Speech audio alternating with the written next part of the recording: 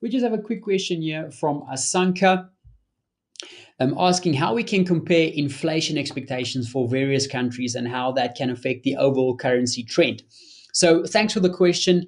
As you know, inflation is one of the key driving forces for monetary policy, right? And one of the first key areas where markets turn to try and establish the next moves that central banks will make. Obviously, there are many other considerations at any given time, but as far as priority goes, inflation is right up there in terms of importance. Now, looking at basic economics, we know that as an economy grows, the result of that increased output should theoretically increase inflation as well, or increase prices. And when we have inflation rising steadily, that usually brings about expectations of tighter monetary policy, or hiking of interest rates, or performing quantitative tapering, which is usually considered as a positive for the currency. However, there can be times when expectations of inflation rise for other reasons, such as reflation. As unconventional monetary policy is introduced when things are so bad that conventional policy tools like lowering interest rates just isn't enough. And the recession brought on by the coronavirus pandemic, as well as the global financial crisis, has been so tough on economies that central banks had to resort to unconventional policy tools like quantitative easing and many other stimulus measures. Now, with the onset of these types of recessions, central banks have relied heavily on their governments to provide additional fiscal stimulus to try and help the economies recover. Now, the unprecedented and extraordinary huge amounts of monetary and fiscal stimulus usually tilts markets to think that growth is going to pick up.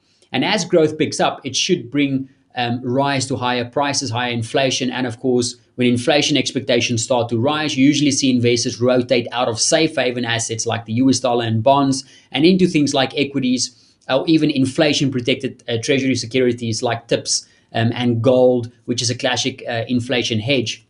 So, one way that we can try and track possible currency moves is basically by looking at the inflation expectations of two different countries. Now, doing so, it's best to look a little bit further out of the curve. So let's say the next 2 years or the next 5 years or the next 10 years to get a sense of where markets think inflation will go next. And that usually gives us a good measure to see whether markets expect growth to be either higher or lower for individual countries. And that can create some trading opportunities for us. Now, for example, if the markets think that growth of economic output of one country will outpace the growth of another, then we should be able to track that by looking at the spread or the difference between the two countries' inflation expectations. And the challenge for us as traders, is finding adequate sources of inflation expectations. But luckily, we do have access to a few of them on something like Tradingview. For example, the ones that I use to look at something like the euro US dollar is two of them. The first one is called EUIF, which is basically Lyksour's 10-year inflation expectations for the Eurozone. And then you also have UINF, which is Lyksour's 10-year inflation expectations for the United States.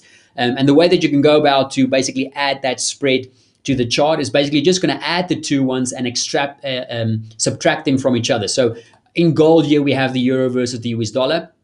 And if we want to add the inflation expectations, or the spread rather, we just go to compare.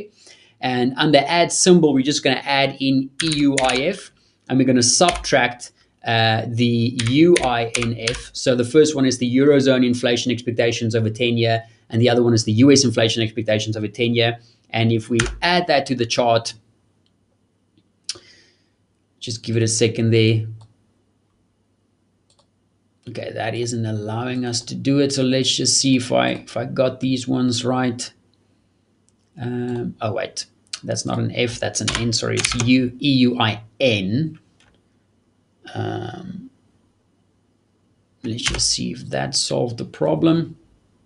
There we go. Okay, so it's not EUIF, it's EUIN.